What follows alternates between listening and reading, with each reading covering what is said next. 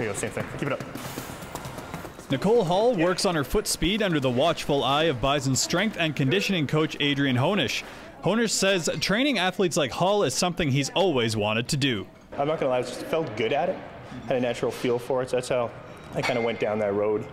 Honish got started teaching strength training with the women's volleyball team 8 years ago. Then after he got his degree, became a certified strength and conditioning specialist. He now works with all 12 teams at the university, which means he's often going back and forth between athletes. Go on, fast arms. That's hectic. Yeah, it's a little chaotic at times, but honestly, the life of a personal trainer or a strength trainer, it is that. It's just the reality of it. So, you know, you get your downtimes in between. I mean, a day is basically wake up early, train early, go get coffee, take a break, train, have lunch, train, go do some errands for a couple hours, come back and train. So you still get breaks through the day. That chaos is at its worst on Wednesdays, just before the athletes travel for away games.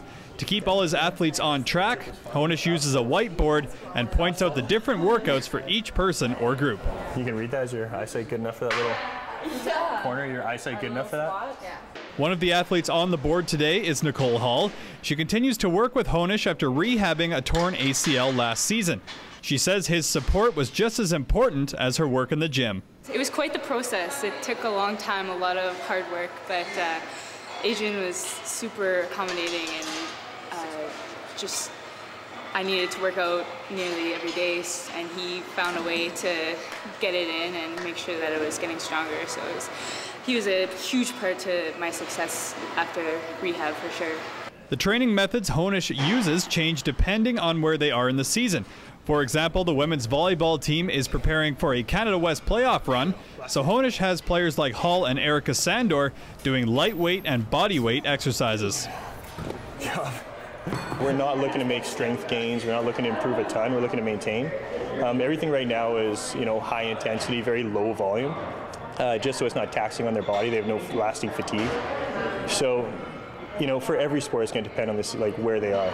It may be mid-season, but that doesn't mean Honish eases up. Quick. The bodyweight exercises he's putting the women through include plyometrics to help their vertical leap, and one of Hall's least favorite exercises, chin-ups.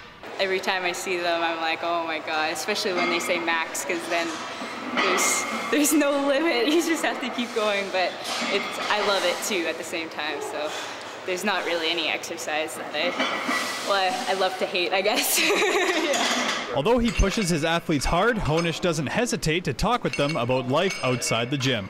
Yeah, he's fantastic. I like putting my life at risk on roller coasters. It's cool. But he says the ultimate payoff is watching them succeed. I've always found the gym to be the place where people, they push themselves and they push their limits, and they do things that they never thought they possibly could. So you set outlandish goals and you reach them. So day to day, that's what I get to see, and it's pretty rewarding. Yeah.